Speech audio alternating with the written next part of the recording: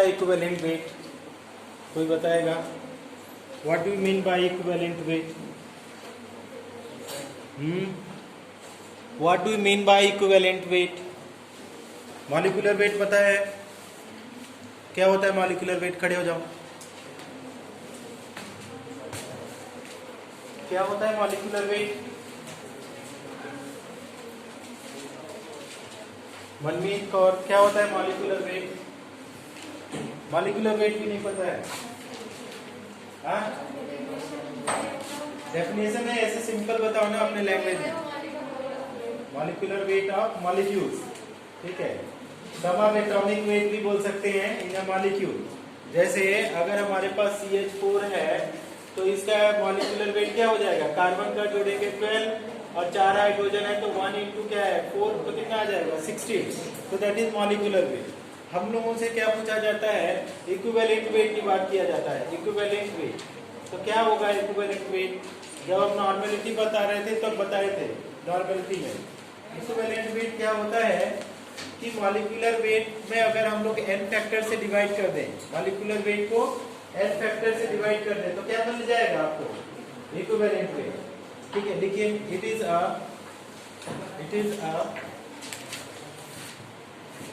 a ratio of molecular weight, it is a ratio of molecular weight and n factor, it is a ratio of molecular weight and n factor, molecular weight and n factor। Heading डालिए, समझ में आ गया?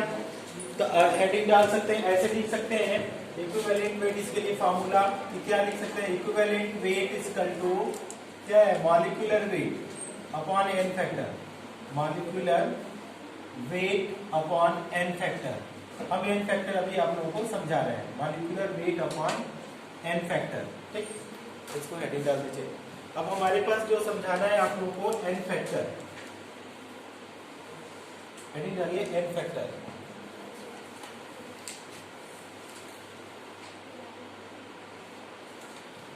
Molecular weight upon n factor, heading डालिए n factor. बोलो। It is a change in oxidation number, it is a change in oxidation number, it is a change in oxidation number, ये क्या है? n factor क्या है? Change in oxidation number. अब इसमें कई इसके केसेस बनेंगे, पहले धीरे धीरे आप समझिए कि अगर हमारे पास MnO4 माइनस है, अगर इसमें किस में जा रहा है? MnO2, तो अगर आपसे पूछा जाए कि यहाँ पे n फैक्टर कितना होगा, तो अगर यहाँ पे देखें तो यहाँ पे कितना है ऑक्सीडेशन नंबर? बताओ Mn का।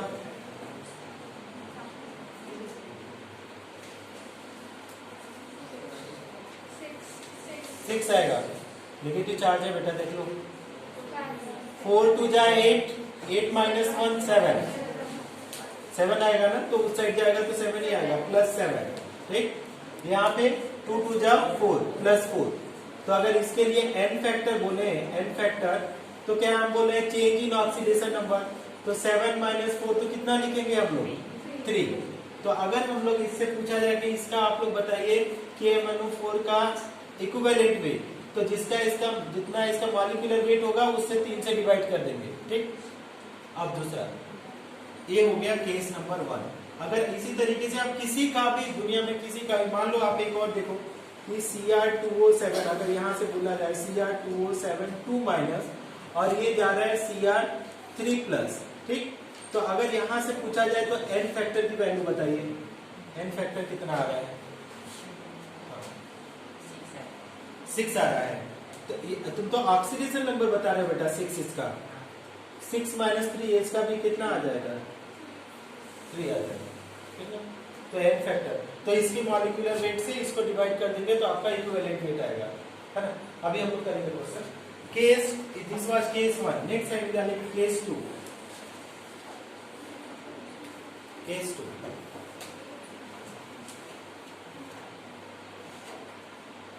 बोलो for AC n factor is equal to for AC n factor is equal to its basicity. N factor is equal to its basicity. That is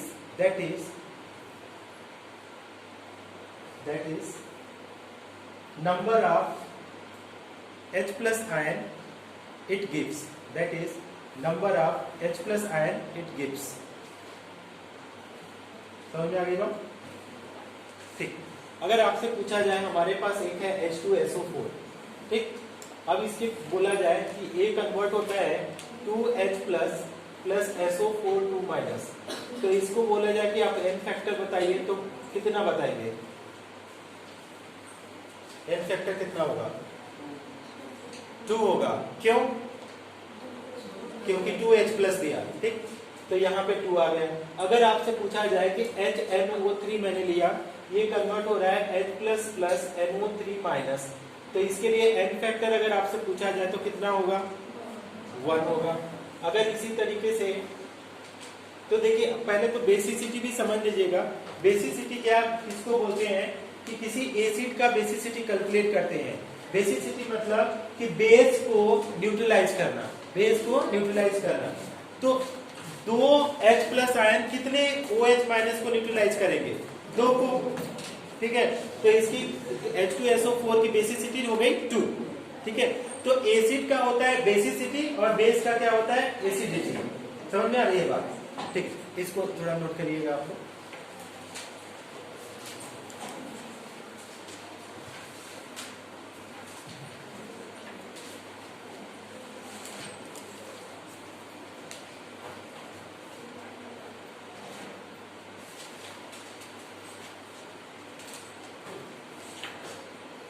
और बेस केस नंबर 3, आप बोल देना अगर तेजी से चल रहे हैं तो आपको रोकना आपका काम है।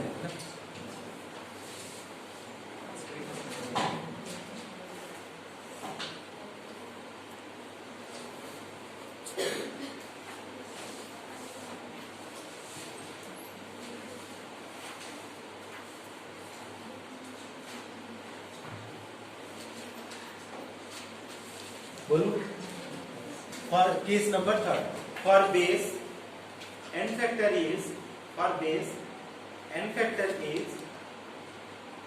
equal to its acidity.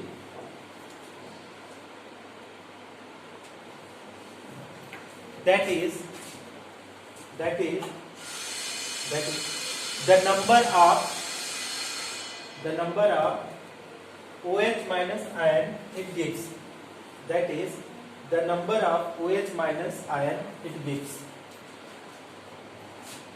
Example में हम बताएंगे।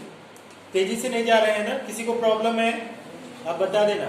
तो अगर हम लोग एग्जाम्पल पूछे तो हमारे पास क्या है? AlOH ट्राइस है, ठीक। अगर आपसे पूछा जाए तो आयनाइड होगा तो क्या देगा? Al3 प्लस 3OH माइनस, तो अगर हमारे पास n फैक्टर बोला जाए तो कितना आएगा? 3 आ जाएगा। अगर हमारे पास ऐसे बोले हम लोग BOH क्या आ जाएगा? ट्वाइस, इसको आयनाइड दे रहे हैं तो Be2 प्लस दिया प्लस 2OH माइनस आयन, तो n फैक्टर कितना आ जाएगा? इसके लिए कितना? 2 आ जाएगा, ठीक। अगर हमारे पास एक और अगर दिया जाए, हमारे पास मान लीजिए NaOH है, तो इसके लिए आप लोग करेंगे तो ये देगा Na प्लस OH माइनस, तो n फैक्टर इक्वल टू 1। तो ऐसे हम कैलकुलेट करेंगे।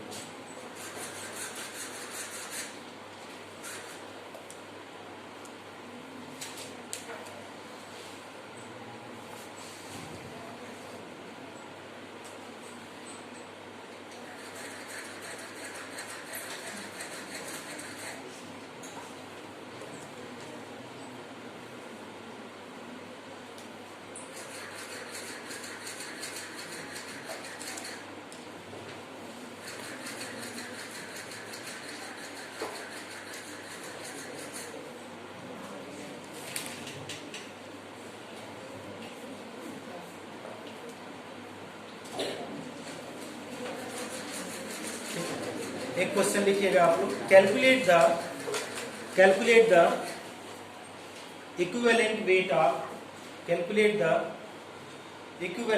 ऑफ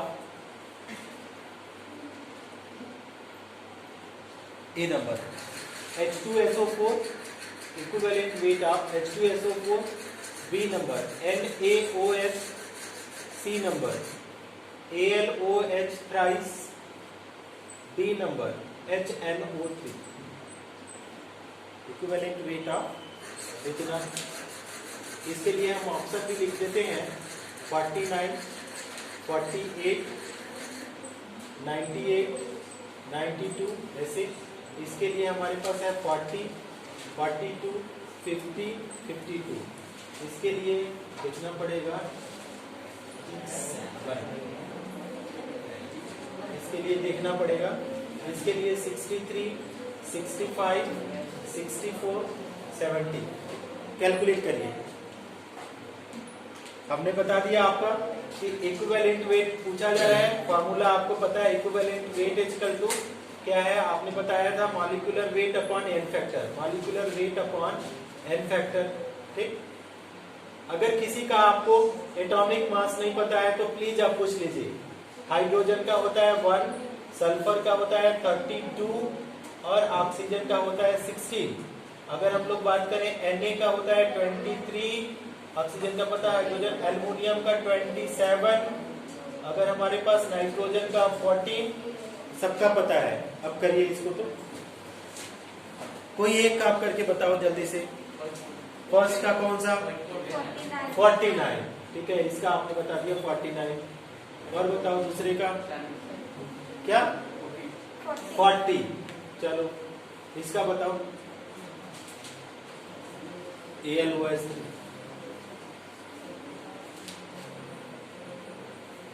करके दिखाओ, अच्छा करके दिखाओ जल्दी से।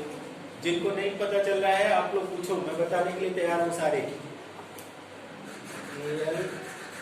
AlOH इसका अगर मॉलिक्यूलर वेट है 27 प्लस 16 प्लस 1 मल्टीप्लाई बाई 3 तो कितना आ जाएगा? 27 प्लस 61 इक्वल टू कितना हो गया? 8, 78। तो आपका इक्विवेलेंट वेट निकालेंगे तो कितना? 78/3 कितना बता रही है? 26। इसका इक्विवेलेंट वेट आएगा 26। ठीक, लेकिन अगर आप लोग किसका, जैसे H2SO4 का आपने कैलकुलेट किया है, H2SO4 का, तो आपको पता है मॉलिक्यूलर वेट अब निकालिए।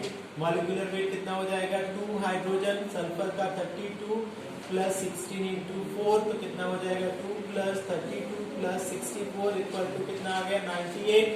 तो आपका इक्विवेलेंट वेट इक्वल टू क्या हो जाएगा? Molecular weight upon N factor. तो अगर हमारे पास 98/2 करेंगे तो ये आ जाएगा 49। अगर हम लोग क्या बोलेंगे HNO3 का लिख रहे हैं तो हमारे पास कितना है? 1 प्लस 14 प्लस कितना हो जाएगा?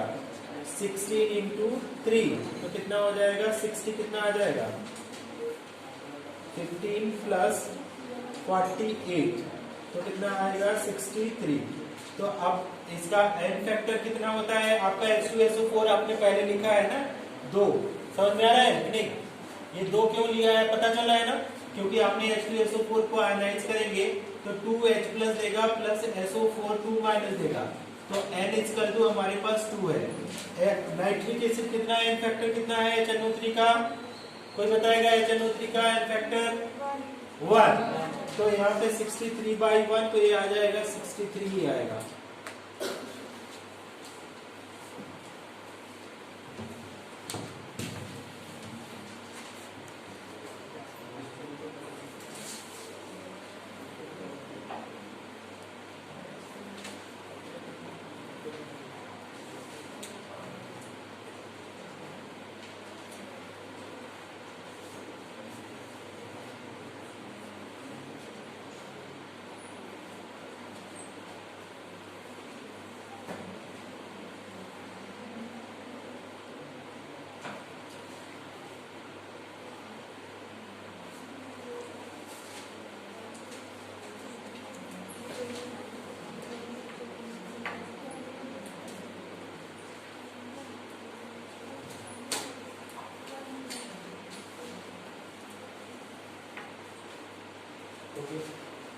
नहीं समझा क्या? किसी को नहीं समझ में आ रहा है प्लीज फ्री होकर के आप पूछिए, है ना।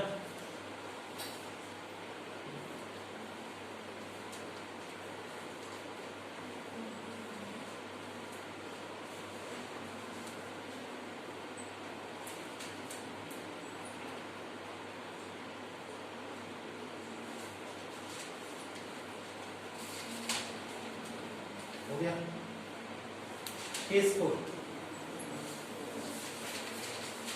केस 4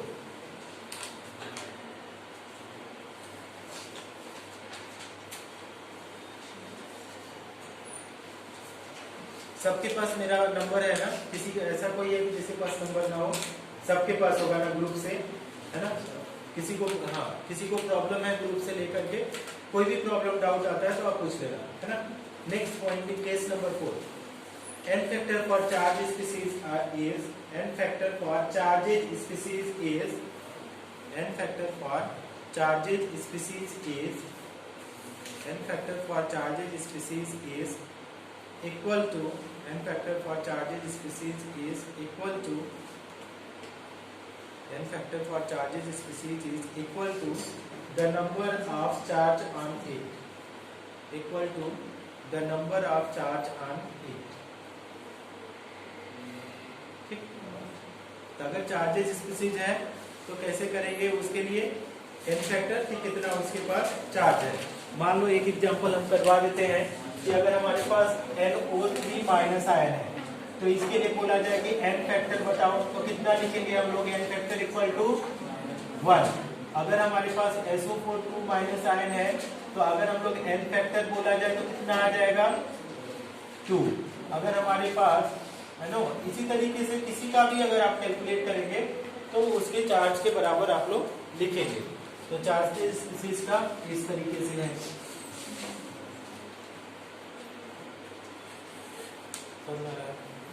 नोट कर लीजिए थोड़ा सा।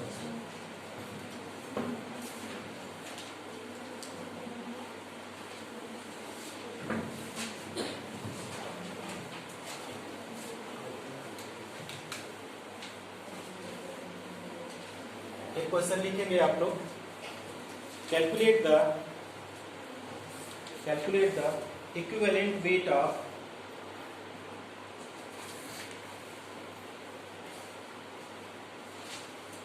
NO3 minus ion and also H2SO4 minus 2 ion, H2SO4 minus 2 ion।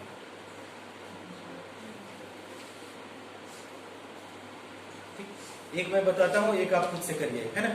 देखिए n फैक्टर तो आपको पता ही है, तो हम लोग क्या करेंगे, इक्विवेलेंट वेट पूछा जा रहा है तो EQWT इक्वल टू क्या है, मॉलिक्यूलर वेट आप क्या है NO3 माइनस आयन, ठीक, डिवाइडेड बाय हम लोग लिखेंगे n फैक्टर। अब आपको पता है NO3 n का है 14, ऑक्सीजन का है 16 multiply by 3 upon n factor आपने बोला 1, तो क्या आ जाएगा 14 इंटू कितना हो जाएगा 48, है ना, बाई 1 तो कितना आ जाएगा 262। तो एक हाइड्रोजन कम है, अदरवाइज नाइट्रिक एसिड के बराबर था 63, तो ये आ जाएगा 62। दूसरे वाले का बताइए कितना अक्सर आ रहा है आपका करके। थोड़ा मुझे खुद ही लग रहा है मैं फास्ट चल रहा हूँ, आप लोग लेकिन बोल नहीं रहे हैं तो मैं चल रहा हूँ। ड्राइवर से क्या मतलब, पीछे बैठे हैं जो लोग, ट्रेन चल रही है तेजी से।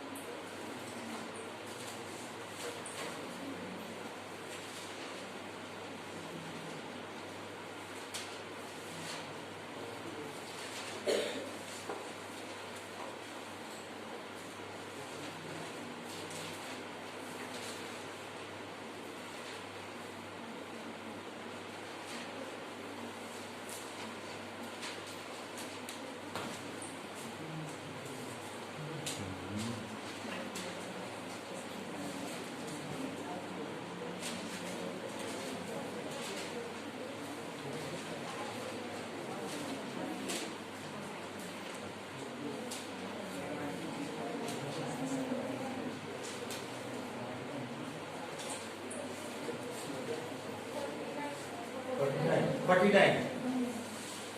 अच्छा 49 आया पक्का।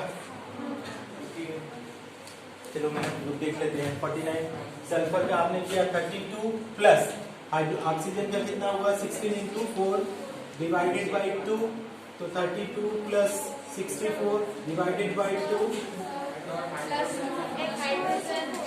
कहाँ पे हाइड्रोजन है इसमें बेटा?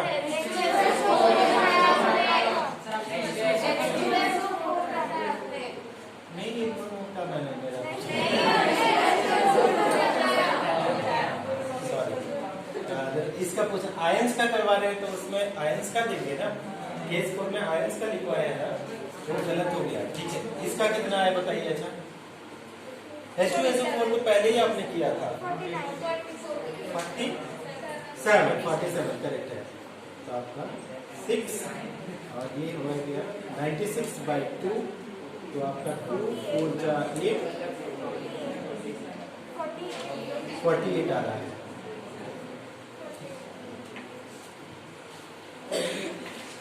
अब नेक्स्ट हेडिंग डालिएगा आप लोग इसको लिखने के बाद इलेक्ट्रोकेमिकल सेल।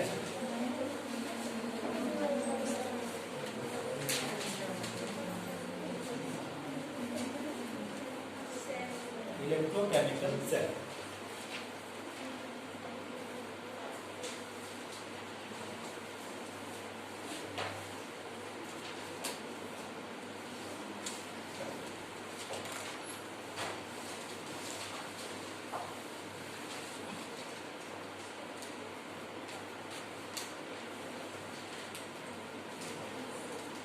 तो देखिए 2-3 टाइप के सेल होते हैं।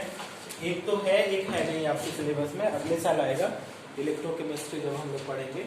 तो जब हम लोग बोलते हैं इलेक्ट्रोकेमिकल सेल, तो एक होता है आपका ना सेल हम लोग पढ़ते हैं केवल, हम थोड़ा सा बता देते हैं आप लोग को। सेल जो हम लोग यूज करते हैं केमिस्ट्री के अंदर, तो एक को बोलते हैं इलेक्ट्रोकेमिकल सेल। ठीक है, पहला जो आपने आपके सिलेबस में है इलेक्ट्रोकेमिकल सेल, और दूसरा होता है आपका इलेक्ट्रोलिटिक सेल। ठीक है, इलेक्ट्रोलिटिक सेल ये सब आप लोग पढ़े होंगे लोअर क्लासेस में, अगर कहीं टॉय में मिला होगा तो। अब दो चीज हो गया, अब इलेक्ट्रोकेमिकल सेल का और भी बहुत सारे नाम होते हैं। इसको बोलते हैं गैल्वानिक सेल। ठीक है, गैल्वानिक सेल का आप लोग खूब कंफ्यूज होते हैं, गैल्वानिक सेल, या तो इसको बोलते हैं डेनियल सेल। डेनियल सेल ये भी इसी का नाम है। डेनियल सेल क्या है? एग्जाम्पल है गैल्वानिक सेल का, मोस्ट इंपॉर्टेंट एग्जाम्पल है। अच्छा, इलेक्ट्रोलिटिक सेल का एक ही नाम है। ओके, इसका एक और भी नाम इसको बोला जाता है, इसको बोला जाता है वोल्टिक सेल। ठीक है, वोल्टिक सेल। ठीक है, ये भी मतलब ध्यान रखेंगे, क्योंकि किसी बुक में कुछ, किसी बुक में कुछ डेफिनेशन कुछ आता है तो कंफ्यूजन क्रिएट करता है ना। अब ये इसका बस बहुत सारा मटेरियल मिले तो भी आपको थोड़ा सा ध्यान रखना है कि कौन क्या करता है। अब देखिए क्या है कि इलेक्ट्रोलिटिक का मतलब होता है, इसको एक और नाम से हम लोग समझ सकते हैं, इसको ऐसे भी बोला जाता है इलेक्ट्रोलिसिस सेल। इलेक्ट्रोलिसिस सेल, ठीक है, इलेक्ट्रोलिसिस सेल। अब देखिए लिसिस का मतलब अगर होता है बताइए तो LYSIS, बनना या टूटना, क्या होगा? टूटना। तो मतलब अगर आप कोई भी साल्ट डाल के उसमें हमने क्या किया कि अगर यहाँ पे हमने क्या है इसमें कोई चीज डाला सॉलिड, ठीक है, तो अगर NaCl डाला और इसमें क्या है इलेक्ट्रोड से इलेक्ट्रिसिटी पास कराया, ठीक, तो ये वाला क्या करेगा, NaCl टूट जाएगा। किसमें टूटेगा? Na+ और Cl- में। तो जो टूट रहा है तो that is what is known as electrolysis cell. ठीक, अब उसमें क्या हुआ, आपने बाहर से इलेक्ट्रिसिटी दिया तो ये जाकर के रिएक्शन हुआ, तो that is what is electrolytic cell या इलेक्ट्रोलिसिस सेल। ठीक है, अब हमको इसको तो पढ़ना नहीं है, लेकिन फिर भी आप ध्यान देंगे कि इसका मतलब क्या है कि इलेक्ट्रिकल एनर्जी से हमने क्या करवाया, क्या काम करवाया? केमिकल का काम करवाया। ठीक है, समझ में आया? अब हमको पढ़ना है वो वाला इलेक्ट्रोकेमिकल सेल। तो इलेक्ट्रोकेमिकल सेल से आपको पता चल रहा है कि केमिकल का रिएक्शन हो रहा है। ठीक, अब केमिकल रिएक्शन होने के बाद क्या जनरेट हो रहा है? हमारा इलेक्ट्रिसिटी। समझ में आया? जैसे रेडियो का बैटरी आप लोगों ने देखा होगा, या गेम जो हमारे घड़ियां होती हैं उसमें जो बैटरीज होती हैं, ठीक, अब बाहर से इलेक्ट्रिसिटी थोड़ी दे रहे हैं कि वो घड़ी चल रही है, सालों साल चलती रहती है, 1 साल चल जाती है। वो छोटी सी निप्पो की बैटरी लगाइए, हाँ, तो वो साल भर चलती है। तो आप इलेक्ट्रिसिटी थोड़ी दी है उसमें, क्या हुआ, वो प्रोड्यूस किया इलेक्ट्रिसिटी केमिकल के द्वारा, तो जाकर के वो चल रहा है, मैकेनिकल वर्क हो रहा है उसमें, समझ में आया। तो कौन सा सेल हुआ वो, इलेक्ट्रोकेमिकल सेल। तो हेडिंग डालिए इलेक्ट्रोकेमिकल सेल। तो उसमें एक लाइन लिखिएगा, the cell in which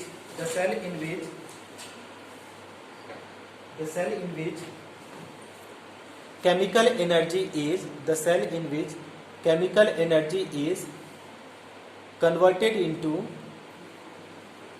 energy is converted into electrical energy.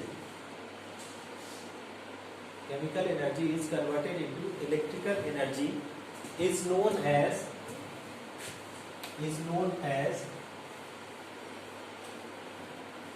electrochemical cell or galvanic cell.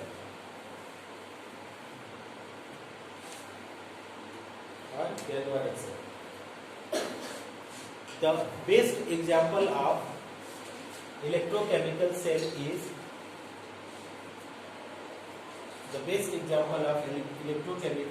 is Daniell cell.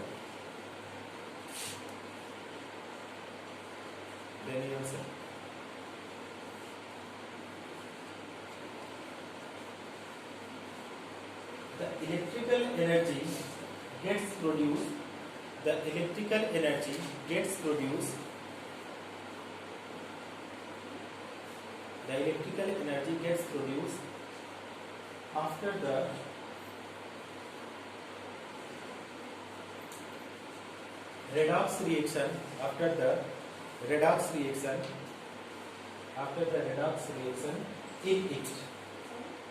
after the redox reaction in it. इसमें जब रेडॉक्स रिएक्शन होगा तभी आपका एनर्जी रिलीज होगी, इलेक्ट्रिकल एनर्जी। ठीक, अब heading डालिएगा इसी में कंप्राइजेशन। ठीक है, कंप्राइजेशन ऑफ गैल्वानिक सेल। ठीक है, गैल्वानिक सेल कैसे मिलके बना होता है, कैसे बना जाता है, कंप्राइजेशन बोलिए या तो आपका कुछ भी बोलिए, इसका कंपोनेंट ऑफ गैल्वानिक सेल आपके ऊपर है। हम कंप्राइजेशन बोल रहे हैं कि कैसे गैल्वानिक सेल बना है। ठीक, तो पहले हम लोग डायग्राम बनाएंगे, इसके बाद इसके बारे में हम लोग लिखेंगे। देखिए कैसे डायग्राम होगा। पहले तो हम लोग 2 सेल लेंगे, है ना, एक सेल लिया, ठीक, और एक और सेल लिया। ठीक, 2 सेल क्यों लेते हैं, आपको रीजन इसलिए बताया जा रहा है कि हम लोग रेडॉक्स रिएक्शन में कैसे रिएक्शन होते हैं, 2 रिएक्शन होते हैं। एक को क्या बोलेंगे ऑक्सीडेशन, दूसरे को रिडक्शन। तो एक में ऑक्सीडेशन होगा, दूसरे में रिडक्शन होगा। ये केस हम लोग पढ़ रहे हैं गैल्वानिक के लिए। अब हमारे पास अगर हम लोग इलेक्ट्रोकेमिकल सेल ले रहे हैं तो इलेक्ट्रोड की जरूरत पड़ेगी, ठीक, तभी होगा। ठीक, तो हमने क्या किया, दोनों में एक एक हम लोग इलेक्ट्रोड डिप करा देते हैं। ठीक, तो यहाँ पे हमने क्या किया, डिप करा दिया। किसका, मान लीजिए जब भी हम लोग बनाएंगे एनोड, ठीक है, ठीक, और हमारे पास एक कैथोड है, ठीक, एनोड एंड कैथोड। कैथोड को देखिए हम लोग करते क्या है, कैथोड थोड़ा सा पतला लेते हैं, या अभी के लिए समझने के लिए आप ऐसे लीजिए, मैं बताता हूँ। This is the cathode. अब हमको करना क्या है, थोड़ा थोड़ा समझते भी रहिए। ठीक है, एनोड और कैथोड तो हमने ले लिया। ठीक, अब जैसे मान लीजिए कि हम लोग एनोड पे क्या होता है, ऑक्सीडेशन रिएक्शन। एनोड पे कैसा रिएक्शन होगा, यहाँ पे मैं लिख देता हूँ ऑक्सीडेशन, हमेशा क्या हो जाएगा, ऑक्सीडेशन। और कैथोड पे हमेशा कौन सा रिएक्शन होगा, रिडक्शन रिएक्शन। अब आपसे पूछा जाएगा कि इसमें अगर ऑक्सीडेशन हो रहा है तो कौन सा ऑक्सीडाइज इजीली हो जाता है, कौन इलेक्ट्रॉन इजीली देगा, मेटल या नॉन मेटल, मेटल। तो आप एनोड किसका बनाएंगे, जो मोर रिएक्टिव होगा, मोर रिएक्टिव मेटल। ठीक है, मोर रिएक्टिव मेटल। ठीक है, कैथोड किसका बनाएंगे, या तो हम नॉन मेटल का बनाएंगे, लेकिन इसके केस में हम लोग, इस केमिस्ट्री के केस में जनरली हम लोग कार्बन का बना लेते हैं, कार्बन का या किसी का बनाते हैं, ग्रेफाइट का। या हम इसमें लिख देते हैं कि नॉन मेटल की जगह पे हम लोग क्या करते हैं, सीधे लेस रिएक्टिव मेटल करते हैं। मान लीजिए जैसे हम लोग डिस्प्लेसमेंट रिएक्शन देखा, तो मेटल ने मेटल को डिस्प्लेस किया, मोर रिएक्टिव ने लेस रिएक्टिव को। ठीक है, तो हमने क्या किया, लेस रिएक्टिव मेटल को हमने क्या बना दिया, कैथोड। अगले साल ये बहुत काम आएगा क्योंकि किसको किससे डिवाइड करना है आपको जब तक पता नहीं रहेगा, किसको एनोड बनाए किसको कैथोड बनाए, केवल कंसंट्रेशन दिया रहेगा तो कंफ्यूजन होगा। तो इसी साल अपने माइंड को एकदम फुल्ली अंडरस्टैंड कोशिश करिए। अब हमारे पास अगर कहीं इलेक्ट्रिसिटी फ्लो करे तो उसके लिए तार तो है, वायर तो है, उसके लिए क्या कंडीशन होना चाहिए? अगर कहीं ब्रेक रहेगा वायर में तो क्या इलेक्ट्रिसिटी फ्लो करेगी? नहीं। मतलब सर्किट कैसा होना चाहिए? कंप्लीट होना चाहिए। अब तब हम इसके लिए क्या कर रहे हैं कि इसको हम लोग किसके साथ जोड़ रहे हैं, एक गैल्वेनोमीटर लेकर के इसको जोड़ दिया, दोनों इलेक्ट्रोड को हमने जोड़ दिया किससे?